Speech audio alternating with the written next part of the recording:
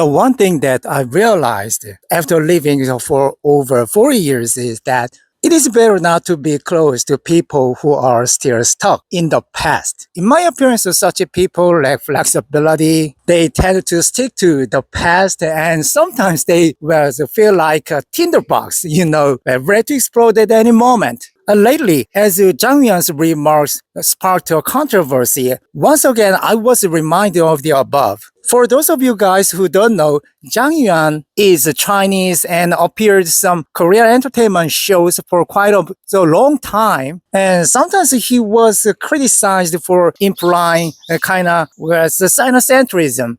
So anyways, after that, he returned to his country. And since then, surprisingly, he has struck a chord with a lot of Chinese on social media by ranting about a lot of nonsense regarding Korea. Say, Korea has stolen a lot of cultural things from China, such as their clothes, their customs, and something like that.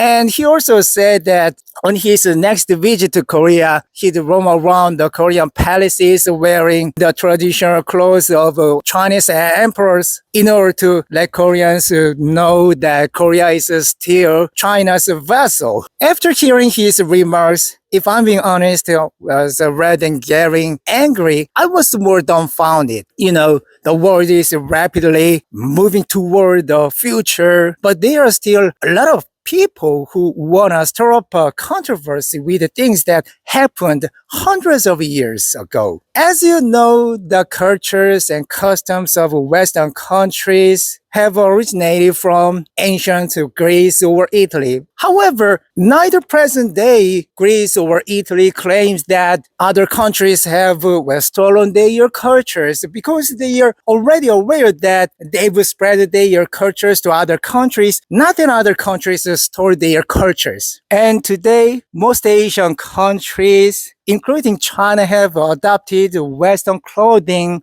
but none of the Westerners accuse other countries of stealing their clothing. Instead, if they see a Chinese person dressed nicely in a suit, they might compliment him by saying something like, "Wow, you are really well dressed," unless they are being racist or anything.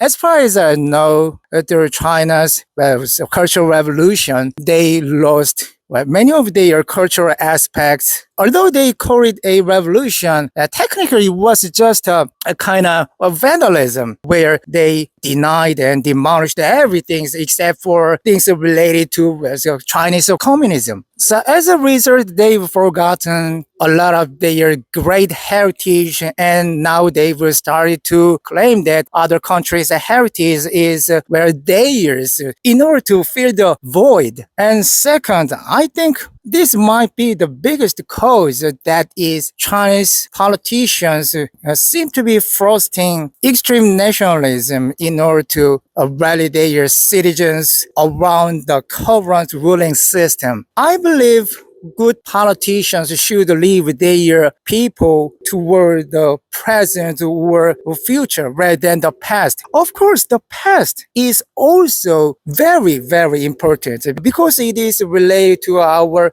identity and roots. However, if we focus too much on the past, we risk getting stuck and failing to adapt the changing world. China was a very, very great country in the past, and it is great now. And I believe it must remain great in the future too. But I hope China can be a little bit more generous to its neighboring countries. Good luck and God bless China.